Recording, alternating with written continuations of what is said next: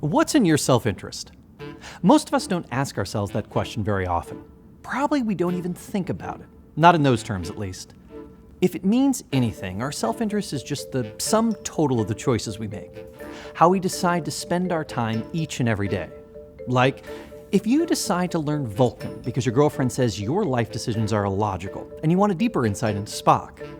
Or if you hit the gym at 6 a.m. every morning because you've been double fisting Dunkin' Donuts and it's almost June and hey, sun's out, guns out. Or if you go to your Aunt Sophia's house for dinner because it's Sunday and she made linguine and she's very proud of her linguine, special recipe, she says, straight from the old country. And well, you know you should. And of course you'll play pinochle afterward because it's been almost a year since Uncle Elmer died. And yes, you know it will make her happy. And you told your mom, yes, I'll go. I'll go. In any of these cases, you might say this. This is my self-interest. Going about my days, doing the things I want to do. The things that I think are important to me. My actions say enough. Maybe so. But when economists use the term self-interest, and they use that term a lot, they mean something slightly different. You'll often hear them talk about the pursuit of self-interest in a commercial sphere, and what motivates that pursuit. Frequently, they'll invoke this guy, Adam Smith. When Smith wrote The Wealth of Nations, the foundational text for modern economics, he was interested in the question of how we motivate people to get what we want from them. Near the beginning of the book, he famously said, "It is not from the benevolence of the butcher, the baker, or the brewer that we expect our dinner, but from their regard to their own interest. We address ourselves not to their humanity, but to their self-love, and never talk to them of our own necessities, but of their advantages."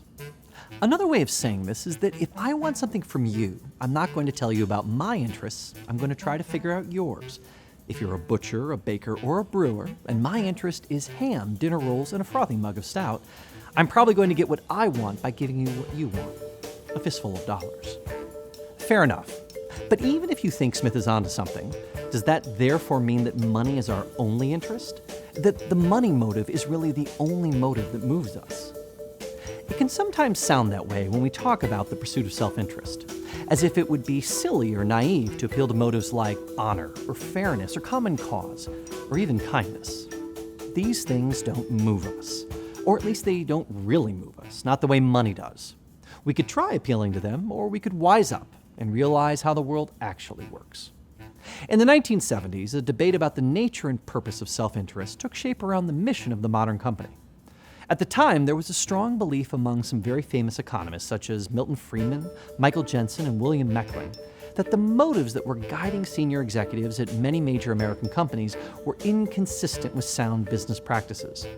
These executives, they said, were spending too much time focused on the wrong set of interests, such as rewarding the loyalty of employees, supporting the communities they were part of, or protecting the environment, when only one interest should guide them: making money.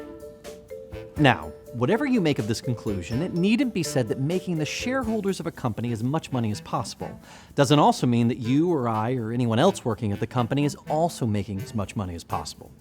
Our interests and the interests of shareholders aren't one and the same, which, for these economists, was precisely the problem. They therefore focus on what is known as the principal-agent problem in economics. Say you're the principal, and I'm the agent. When you pay me to do some task, how can you assure that I do it with the same hard work, efficiency, and intelligence that you would show were you doing the task? Now, to be clear, this isn't just a matter of getting the job done.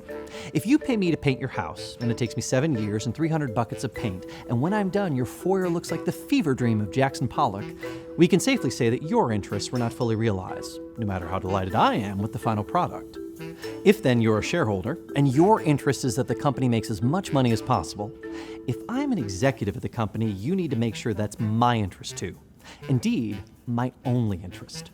As your agent, I shouldn't bother with creating a sustainable workplace, providing paid family leave, or pursuing any other type of interest that might undermine profits. The company's bottom line should be my only line of concern. In order to solve this problem, Michael Jensen and William Meckling spent a lot of time in the 70s and 80s talking about the virtue of stock options packages, performance bonuses, and other ways of making money a primary lever of human action. This wasn't because they believed that money was the most important thing in the world, much less that it was the only thing that mattered to people. On the contrary, as Jensen and Meckling wrote, where money incentives are required, they are required precisely because people are motivated by things other than money. Which is another way of saying that if I need you to care only about money, I better be offering you a lot of it. Now, whatever you make of the notion that a company should have no interest guiding its actions other than profitability, let's be clear that this position is not required by law, custom, or the history of the American business. In fact, there are plenty of companies, such as Patagonia, Chick-fil-A, and Zappos, that have made concerns other than making money a central part of their corporate strategy. The larger point, though, is that whether you're talking about an individual or a business enterprise, caring about only one type of interest is something of a perilous venture. Most of us spend our entire lives navigating an evolving set of interests and the moral trade-offs we have to make whenever we choose between them. Yes, you can spend 100 hours a week at the office, but if you do, you'll have to give up your interest in, say, reading War and Peace, watching your son play soccer, or just getting a good night's sleep. The bottom line is that it's just not normal to care about only one thing, inside or outside of business.